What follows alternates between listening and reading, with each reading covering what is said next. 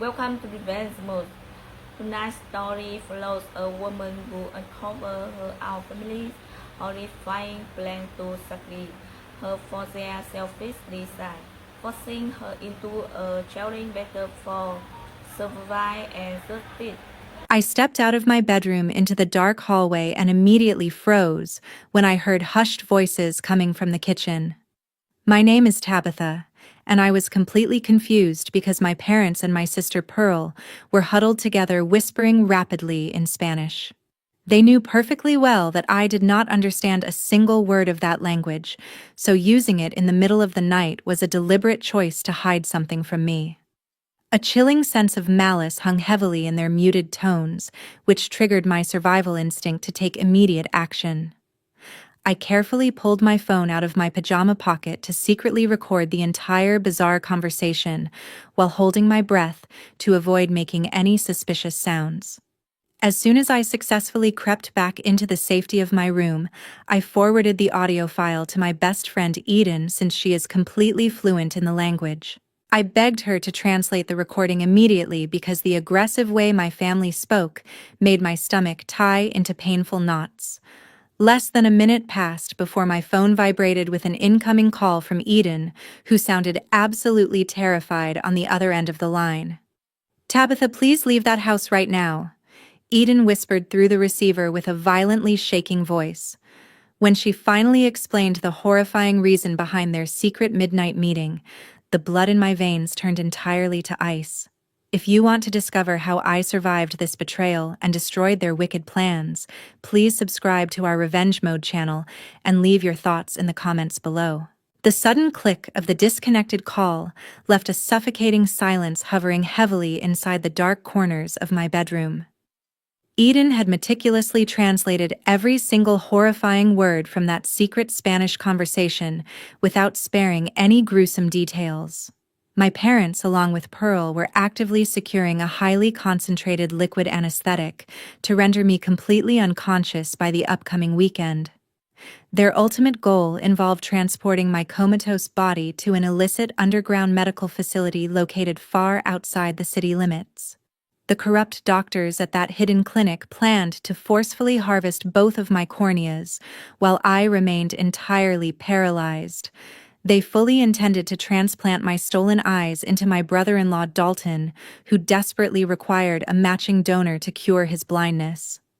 My immediate survival instinct screamed at me to frantically shove my clothes into a suitcase so I could escape into the safety of the night. I lunged toward the bedroom closet to grab my heavy leather duffel bag to execute that getaway plan as quickly as possible. The sheer terror of being carved open by my own family members pushed my body into a state of pure adrenaline. However, my trembling hand abruptly froze in midair right before my fingers could even grasp the sturdy metal handle of the luggage. A sudden wave of chilling clarity washed over my panicked mind as I meticulously processed the terrifying reality of my current situation. I realized that if I simply vanished without a trace today, they would never abandon their twisted surgical obsession. Those people would merely adjust their sinister tactics by orchestrating a far more sophisticated trap to hunt me down relentlessly across state lines. Escaping right now would mean spending the rest of my life looking over my shoulder in constant fear of being unexpectedly abducted. If I run away now, they will eventually track me down, I whispered quietly to my own terrified reflection in the vanity mirror. I absolutely needed to remain inside this treacherous house to carefully collect undeniable financial or medical evidence against them. Only by staying could I completely dismantle their wicked conspiracy from its very roots to ensure they faced severe legal consequences. I closed my eyes tightly while taking a remarkably deep breath to forcefully command my violently racing heartbeat back to a normal rhythm. Focusing entirely on the cool air entering my lungs helped the overwhelming physical trembling in my limbs to finally subside. Once my composure returned, I opened my mobile application to permanently delete the recent communication history featuring the conversation with Eden. After confirming that no digital trace remained to betray my knowledge, I firmly shoved the device deep into the pocket of my sweatpants. I needed to verify their guilt with my own eyes before finalizing my dangerous investigative strategy. I deliberately dragged my feet against the wooden hallway floorboards while twisting the bedroom doorknob to create a noticeable warning sound for them. Stepping confidently into the brightly lit living room, I requested a simple glass of cold water to quench my sudden thirst. "Is everything all right out here tonight?" I asked the group with the most convincingly naive smile I could possibly muster under such pressure. I greeted Dad alongside Mom, acting exactly like the oblivious daughter they firmly believed me to be. Meanwhile, my sharp eyes covertly tracked their visibly panicked reactions as they awkwardly scrambled to adjust their seated positions. Mom let out a noticeably nervous gasp, while Dad hastily kicked a small amber medicine bottle completely out of sight beneath the coffee table. "We were just discussing some mundane financial matters," Pearl replied quickly with a fake grin plastered across her tense face. I merely nodded innocently while slowly sipping my water because their clumsy deception only solidified the terrifying accuracy of the translated audio file. The next morning, I drove toward the health insurance company where I worked exactly 30 minutes earlier than my usual schedule. Arriving before the rest of the administrative staff gave me the perfect isolated environment to conduct my secret digital investigation without facing unwanted interruptions. Utilizing my high-security clearance as an internal accountant, I quickly bypassed the initial department firewalls to access the highly restricted corporate financial database.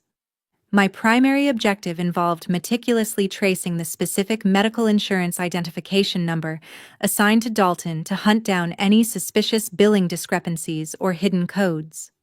Navigating through the complex digital ledgers required absolute concentration to prevent alerting the automated network security monitors to my highly unusual database queries. After applying several specialized filtering parameters, the encrypted system finally displayed a massive hidden transaction that immediately triggered my internal professional alarm bells. A staggering cash payment of precisely $150,000 had been discreetly wired directly to a remarkably obscure medical clinic situated near the city outskirts. Cross-referencing the National Medical Facility Registry quickly confirmed that this shady suburban establishment completely lacked the mandatory federal licenses required to perform any human organ transplant surgeries. The sheer amount of money transferred clearly indicated an illegal black market operation designed specifically to bypass the extensive national organ donation waiting lists. Propelled by a sickening wave of pure dread, I rapidly typed my own personal details into the global patient search bar to uncover their full sinister scheme. The search results instantly generated a highly classified digital folder containing a legally binding medical document explicitly labeled as a voluntary surgery consent form. Staring intensely at the glowing computer monitor, I felt entirely horrified to discover my own forged signature glaring back at me from the electronic page. Right next to my meticulously copied handwriting were the unmistakable emergency guarantor signatures belonging to my parents, which authorized the drastic optical extraction procedure. They had officially authorized the corrupt medical staff to harvest my corneas under the false pretense of a tragic family emergency requiring immediate surgical intervention. Knowing the immense gravity of this horrifying discovery, I immediately reached for my cell phone to contact my legal representative to formulate an impenetrable defense strategy. "What exactly did you manage to find inside that corporate system this morning?" my lawyer, Mr. Blackburn, asked through the secure line with a highly professional tone. "They uploaded a comprehensive surgery consent form bearing my exact name, but I absolutely never signed that terrifying death warrant," I replied tersely while suppressing my panic. "Print those digital files out right now before bringing everything directly to my private office immediately," Mr. Blackburn commanded with absolute urgency echoing in his deep voice. I fully understood that permanently deleting any official patient data from these heavily monitored federal servers would constitute a severe criminal offense, punishable by lengthy imprisonment. Any reckless attempt to wipe the system clean would only give my wicked family the perfect opportunity to portray me as a mentally unstable criminal. Instead of illegally destroying the fabricated evidence, I carefully backed up every single incriminating document onto an external encrypted flash drive for maximum safekeeping. To properly protect my corporate employment status, I deliberately tagged my digital footprints with valid access logs to make my targeted search appear like a routine accounting audit. Generating a fake internal billing report provided the perfect cover story to justify my presence inside the highly confidential medical files during these early morning office hours. Finally, I composed a highly secure message containing the heavily encrypted PDF attachments to forward everything straight to the personal email address belonging to Mr. Blackburn. Early that same afternoon, I walked briskly into the private executive office belonging to Mr. Blackburn to execute the next crucial phase of my retaliation. Mr. Blackburn meticulously examined the printed corporate financial statements alongside the translated Spanish audio file, with an increasingly grim expression settling upon his aging face. Recognizing the horrifying severity of my situation, he immediately began drafting a highly comprehensive advance healthcare directive to protect my physical autonomy from their malicious intentions. The primary purpose of this legally binding federal document was to permanently nullify any medical guardianship rights my treacherous family previously assumed they held over me. I confidently gripped the heavy metal pen to sign the emergency power of attorney, which officially transferred every single bodily decision directly to my trusted lawyer. Executing this crucial legal maneuver effectively blocked the fraudulent consent form they had submitted to that clandestine suburban clinic earlier that week. By establishing this impenetrable legal barrier, I successfully stripped my relatives of their horrifying power to authorize any surgical procedures upon my vulnerable, unconscious body. They would never again possess the legal authority to dictate my medical treatment under any fabricated emergency circumstances, regardless of their biological relationship to me. If those people discover your knowledge regarding their scheme before the weekend arrives, you will face genuinely life-threatening danger. Mr. Blackburn warned me with a profoundly serious expression. I fully understand the terrifying risks involved, but I will flawlessly play the role of the unsuspecting prey until the very last minute. I replied with absolute unwavering determination. My voice remained completely steady during our tense conversation because the burning desire to dismantle their twisted conspiracy completely overshadowed any lingering feelings of biological fear. Mr. Blackburn gave a solemn nod of approval before utilizing his secure internal communication lines to urgently contact federal medical inspectors alongside the local Tulsa Police Department. He provided the exact geographic coordinates of the underground medical facility to ensure the law enforcement agencies could properly prepare a massive coordinated sting operation. Supplying this critical intelligence allowed the heavily armed tactical units to quietly position themselves around the perimeter of the illegal clinic without raising any premature suspicions from the black market surgeons. The specialized investigative team promised to secretly monitor the corrupt surgical center while patiently waiting for my family to step directly into the inescapable trap we had just constructed. After exiting the heavily guarded law firm, I drove straight toward the central banking branch, located in the middle of the bustling downtown commercial district. My ultimate goal involved liquidating a substantial joint savings account I had unfortunately shared with Mom since my early college years before she could access it. Knowing they might try to drain those emergency funds to pay the corrupt surgeons forced me to take aggressive preemptive action against their shared finances. I swiftly approached the senior bank teller window to withdraw every single dollar from that compromised shared account to permanently sever their secret financial safety net. The professional banking representative processed the massive withdrawal without asking any probing questions regarding my sudden desire to empty the long-standing financial reservoir.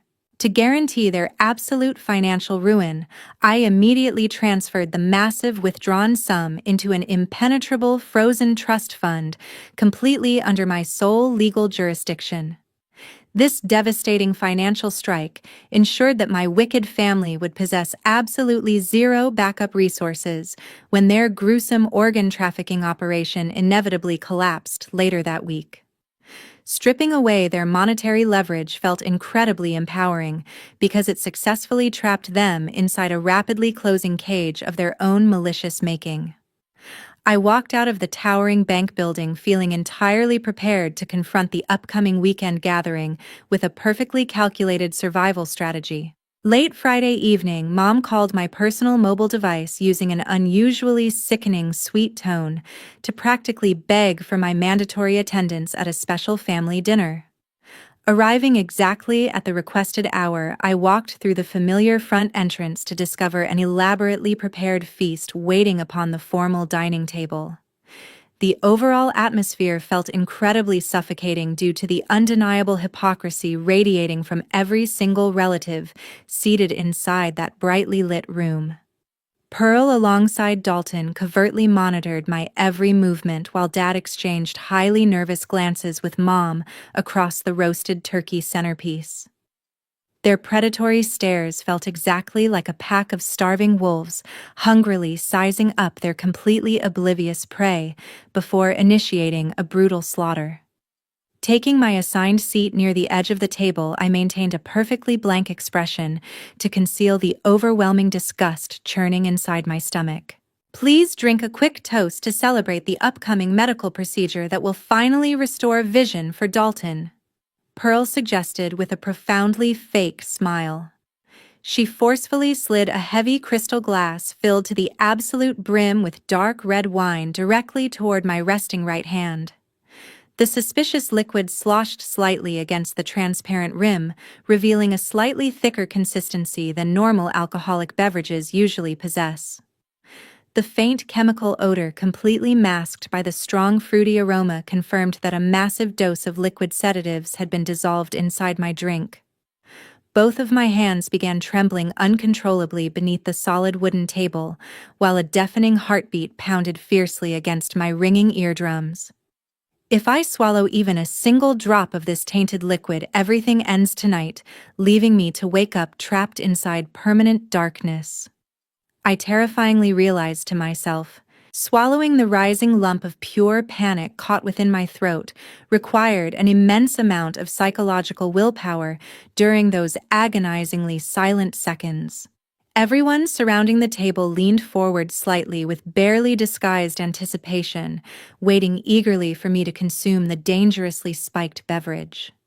They completely expected their supposedly naive younger sibling to obediently comply with their cheerful demands, without questioning the terrifying reality lurking beneath the surface. Reaching my arm across the table, I deliberately faked an incredibly awkward attempt to grab the silver salt shaker positioned near the floral arrangement. My elbow violently collided with the poisoned beverage, causing the fragile crystal goblet to plummet straight toward the expensive white Persian rug.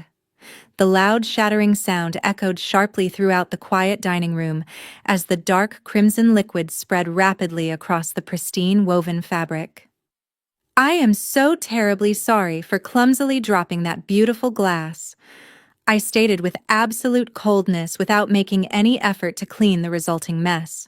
What the hell is wrong with you tonight?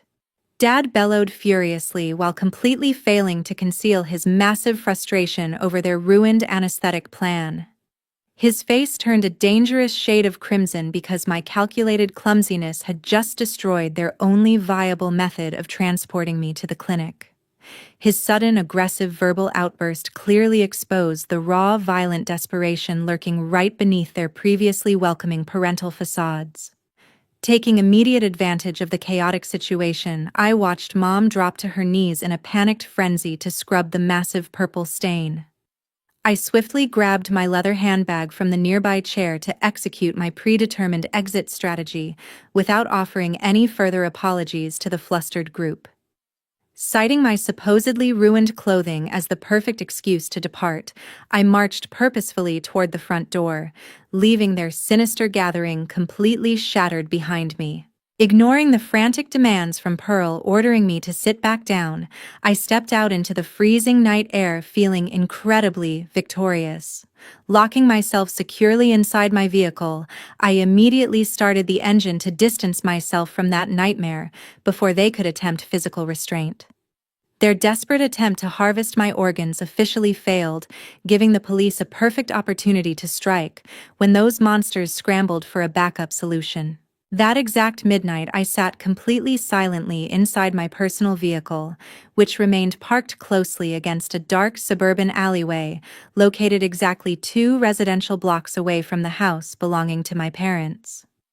Exactly as I had carefully predicted earlier that evening, the sudden disastrous loss of their primary optical donor sent both Pearl alongside Dad into an absolute state of sheer panicked desperation. Knowing they needed to somehow salvage their gruesome surgical timeline, they hurriedly grabbed a heavy duffel bag packed entirely with illicit cash before sprinting frantically toward their primary getaway vehicle.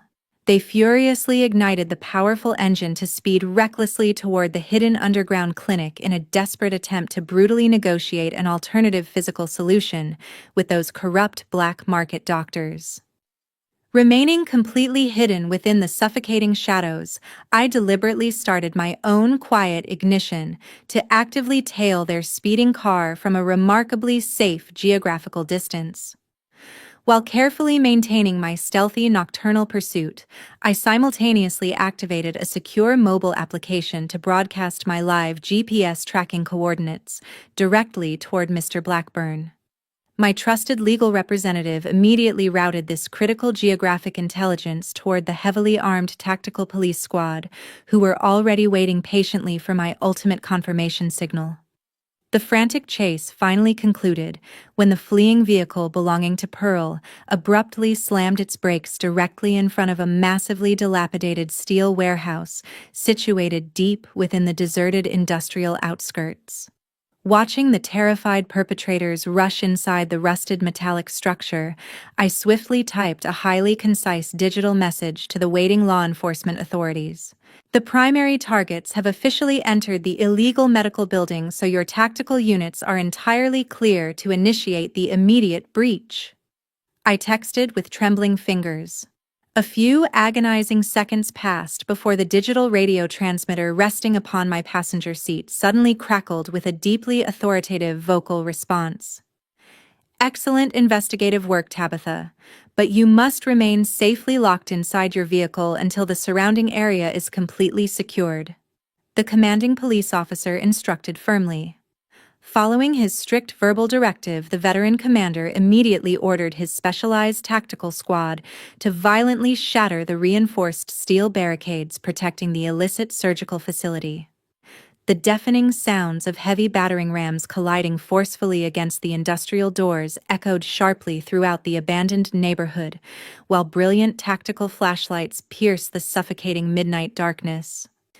Ignoring the direct safety warning given by the authorities, I cautiously stepped out of my protective vehicle to approach the chaotic crime scene, hiding myself behind a massive concrete pillar. Moving closer toward the heavily compromised warehouse entrance, I arrived perfectly in time to witness the heavily armored officers aggressively dragging the desperate criminals back outside into the freezing night air. That treacherous little witch deliberately orchestrated this entire trap to completely destroy us. Pearl shrieked hysterically while violently thrashing her body against the tightening mechanical restraints. Her piercing vocal desperation felt incredibly satisfying to my ears after enduring a lifetime of their constant psychological torment within that toxic household. I stood completely motionless under the flashing crimson emergency lights, watching with absolute coldness as the struggling figures of both Pearl alongside Dad were forcefully pressed face down against the cold metallic hood of a parked police cruiser. The heavy steel handcuffs clicking securely around their struggling wrists represented the ultimate victorious conclusion to my terrifying psychological ordeal against my own relatives. Seeing the devastating legal consequences finally crashing down upon my wicked family members permanently erased any lingering fragments of biological loyalty residing within my exhausted heart. This dramatic midnight raid successfully dismantled their horrifying organ harvesting conspiracy, while simultaneously protecting my vulnerable physical body from their unimaginable malicious greed. Exactly 3 months later, the incredibly suffocating atmosphere inside the formal Tulsa County courtroom felt exceptionally thick with heavy, unresolved emotional tension. Because Mr. Blackburn had systematically submitted every single piece of financial documentation alongside the forged medical records during the preliminary hearings, this final trial served a completely different purpose entirely. The heavily guarded judicial chamber merely transformed into a tragic public stage, designed specifically to expose the brutal betrayal existing among deceitful people sharing the exact same biological bloodline. The state prosecution possessed overwhelming undeniable proof regarding their sinister conspiracy, leaving the desperate defendants absolutely no room to formulate any coherent legal defense against the horrific felony charges. Faced with the terrifying prospect of spending decades behind cold iron bars, the fragile alliances within my toxic family completely shattered under the immense, unrelenting judicial pressure. This entire gruesome operation was completely orchestrated by our parents because they constantly insisted she was just a useless spare part.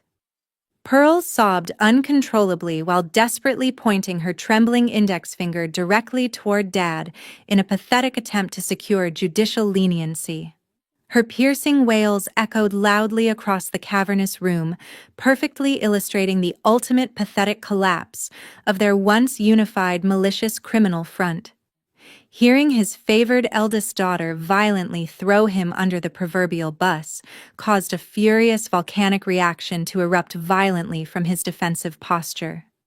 "Shut your mouth immediately because you are completely destroying your own flesh alongside your blood right now," Dad hissed viciously through his tightly clenched teeth. His rigid hands aggressively gripped the solid wooden edges of the defendant podium, while his bloodshot eyes glared at her with unbridled psychotic parental rage.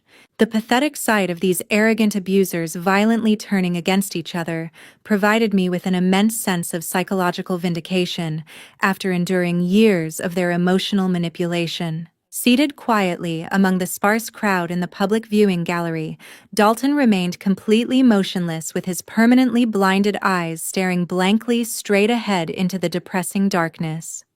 He maintained absolute total silence throughout the chaotic legal proceedings while quietly accepting his own devastating financial ruin, resulting from his direct participation in the black market organ purchasing scheme. The relentless federal investigators had completely drained his personal corporate bank accounts to pay exorbitant legal penalties, permanently eliminating any future possibilities for him to ever purchase a transplant legally. Watching the disabled man sitting there utterly defeated served as a powerful reminder that their greedy obsession ultimately destroyed the exact person they originally intended to magically heal. Following several grueling hours of emotional testimonies, the presiding judge finally struck his heavy wooden gavel against the sounding block to deliver the definitive criminal sentences to the guilty parties. The booming judicial voice officially condemned Pearl to serve 15 consecutive years inside a maximum security state penitentiary for actively orchestrating the attempted bodily mutilation conspiracy. Immediately afterward, the stern magistrate sentenced both Mom alongside Dad to serve 7 mandatory years in federal prison without any possibility of early parole for their complicit medical fraud. As the heavily armed court bailiffs moved aggressively forward to physically shackle the convicted prisoners, the desperate weeping gaze of Dad suddenly locked onto my seated position from across the crowded room. His pathetic weeping eyes silently begged me for a tiny fraction of familial pity, or perhaps a miraculous last-minute verbal forgiveness for his unforgivable parental sins against my life. I simply stared back at him, maintaining a completely soulless expression entirely devoid of any human warmth, until the sheer brutal coldness of my unblinking gaze forced his defeated head to drop in total absolute shame. Exactly 1 year following that definitive judicial sentencing day, I relocated toward a brand new apartment situated along the eastern coastline, thousands of miles away from those malicious memories. The massive suburban house back in Tulsa was completely foreclosed upon by the central banking institution to aggressively recover the astronomical legal restitution fees imposed upon my former relatives. Watching that dreadful property slip entirely out of their greedy hands finalized my ultimate decision to permanently sever every single remaining biological connection, tethering me toward those treacherous monsters. My current daily existence feels remarkably peaceful, now that I have successfully established a highly stable professional career within a completely different corporate sector far beyond their toxic reach. I am finally no longer haunted by the terrifying phantom sounds of stealthy midnight footsteps creeping outside my bedroom door, or the sickening visual memory of dark red wine. This deceitful family has been spiritually dead for a remarkably long time. I had quietly murmured to myself during those chaotic final moments inside the crowded judicial courtroom. Looking back upon that horrific survival ordeal, I realize my inherent trust regarding the fundamental concept of biological family has been entirely shattered beyond any possible psychological repair. However, sacrificing that naive familial illusion became the ultimate mandatory price I gladly paid to successfully learn how to fiercely protect my own physical existence against unimaginable domestic predators. Building this completely independent lifestyle without any lingering emotional baggage guarantees they will never again possess another opportunity to violently manipulate my fundamental human rights for their selfish gain. Embracing my newfound freedom allows me to wake up every single morning without constantly looking over my shoulder in perpetual fear of becoming a sacrificial victim for someone else. Every step I take upon this beautiful sandy coastline represents a triumphant victory over the generational toxicity that originally attempted to forcefully harvest my body for spare medical parts. I deliberately chose to bury their suffocating memory beneath the deep ocean waves, ensuring that my promising future remains entirely unburdened by their miserable, pathetic existence behind prison bars. The Revenge Mode production team explicitly presents this terrifying narrative strictly for educational purposes regarding the absolute necessity of establishing impenetrable personal boundaries. We strongly advocate handling severe domestic crises by utilizing calculated logic alongside swift legal action to ensure maximum physical safety. Our courageous female protagonist demonstrated incredibly inspiring psychological resilience by executing a highly decisive legal strategy to completely sever all ties with her dangerous abusers. The malicious antagonists ultimately suffered the devastating yet entirely inevitable legal consequences resulting directly from their own greedy decisions to ruthlessly exploit a vulnerable relative. Experiencing this horrifying boundary between life or death provides several exceptionally crucial survival lessons for anyone facing similar dangerous domestic manipulation. Sharing a biological bloodline does not automatically guarantee unconditional love because familiar parental titles frequently serve as the absolute perfect camouflage for extreme selfishness or brutal human exploitation behind closed doors. You must never ignore your internal survival intuition whenever you feel genuinely threatened within your own residence, regardless of whether that specific threat originates directly from parents or siblings. Utilizing the overwhelming power of federal law, alongside absolute emotional coldness to physically protect yourself, is never an act of cruelty, but rather the only guaranteed method for personal survival. We extend profound appreciation to every dedicated viewer who patiently finished this harrowing survival journey today. The Revenge Mode production team truly values your continuous enthusiastic support for our storytelling channel. How would you strategically handle this terrifying domestic crisis if forced into her vulnerable position? Please leave a detailed comment below to share your insightful thoughts regarding her survival choices. Câu chuyện của Tabitha cho thấy một thực tế lạnh lẽo, nguy hiểm đôi khi đến từ chính gia đình. Từ khoảnh khắc cô nghe thấy cuộc trò chuyện bằng tiếng Tây Ban Nha trong đêm, đến việc phát hiện tờ rơi giả mạo trong hệ thống bảo hiểm, mọi chi tiêu đều cho thấy một âm mưu được tính toán kỹ lưỡng. Điều đáng chú ý là thay vì hoảng loạn bỏ trốn, cô lựa chọn giữ bình tĩnh, thu thập bằng chứng và sử dụng pháp luật để phản công. Đây là điểm then chốt, làm nên sự khác biệt giữa nạn nhân và người sống sót. Tình huống bữa tối với ly rượu bị tẩm thuốc hay khoảnh khắc cô đối diện với gia đình trong phòng khách cho thấy mức độ nguy hiểm cận kề, nhưng cũng làm nổi bật sự tỉnh táo của cô. Câu chuyện đặt ra câu hỏi lớn về niềm tin, ranh giới cá nhân và cách tự bảo vệ bản thân trong môi trường độc hại. Bài học rút ra rất rõ ràng: đừng bỏ qua trực giác, đừng mù quáng tin vào mối quan hệ huyết thống, và hãy biết sử dụng pháp luật để bảo vệ mình.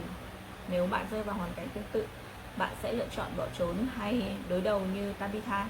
Hãy chia sẻ quan điểm của bạn ở phần bình luận bên dưới nhé.